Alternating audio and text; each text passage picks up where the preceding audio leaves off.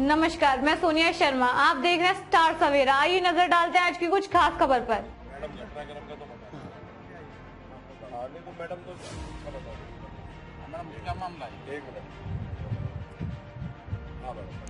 अभी हम आज एक कोचिंग के मालिक व और 3 साथियों के द्वारा एक जो 14-15 साल की बालिका के साथ गैंगरेप किया गया है उस विक्टिम से मिलने आए हैं और उसके परिजनों से मिले। विक्टिम आईसीयू में एडमिट है और उसकी स्थिति काफ़ी नाजुक है। साइकोलॉजिकल मानसिक रूप से उसके ऊपर काफ़ी असर हुआ है और जैसा कि उसने बताया है पिछले करीब 2 महीने से वो ब्लैकमेल कर रहे थे उसको और इसी दबाव में ही जब कोचिंग वालों ने उसको बुलाया तो रात के टाइम में खाना वाना खाने के बाद भी वो बिना अपने मम्मी पापा को बुला के उस दबाव में वो घर के बाहर निकली।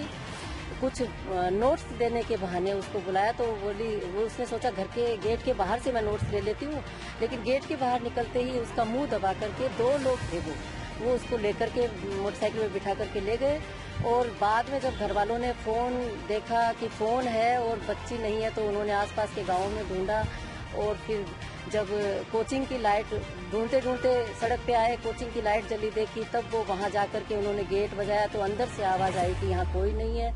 लेकिन जब विक्टिम की मां ने झुक कर के देखा तो अंदर से उसकी चप्पल दिखने पे इन लोगों ने अनुनय विनय करके किसी तरह से वो गेट खुलवाया और अंदर विक्टिम के हाथ पैर बांध करके मुंह बांध करके और गत्ते के कार्टेन्स वगैरह के पीछे उसको अच्छे से दबा रखा था। विक्टिम को जब ये एहसास हुआ कि कोई मेरे घर वाले शायद मुझे ढूंढते हुए यहाँ पहुंचे हैं तो उसने पैर से या किसी तरह से एक डिब्बे को उसने जोर से धक्का देके गिराया। तब इन लोगों को पता चला कि यहाँ कोई है, तब इन्होंने अपनी बच्ची को वहाँ से दस्तयाब किया और लेकर के आए। पुलिस को क्योंकि परिवारजनों ने पहले ही सूचना दे दी थी गुमशुदा की, तो फिर पुलिस वहाँ भी पहुँच गई थी। लेकिन पुलिस का जो है रवैया बहुत ही गैर जिम्मेदाराना रहा है। पुलिस वहाँ भी कहती, विक्टिम को उल्टी और चक्कर आ रहे थे तो पुलिस वहाँ भी कह रही थी कि नहीं इसको घर ले जाओ, आप हॉस्पिटल ले जाने की जरूरत नहीं है।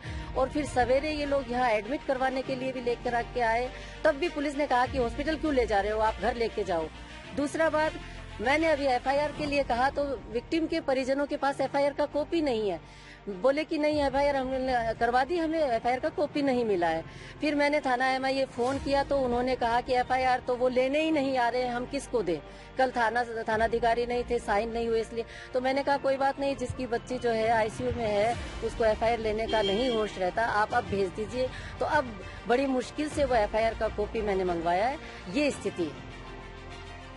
हमारी खबरों से जुड़े रहने के लिए हमारे चैनल को सब्सक्राइब करें और बेल आइकन को दबाएं ताकि खबर की नोटिफिकेशन आपको मिलती रहे।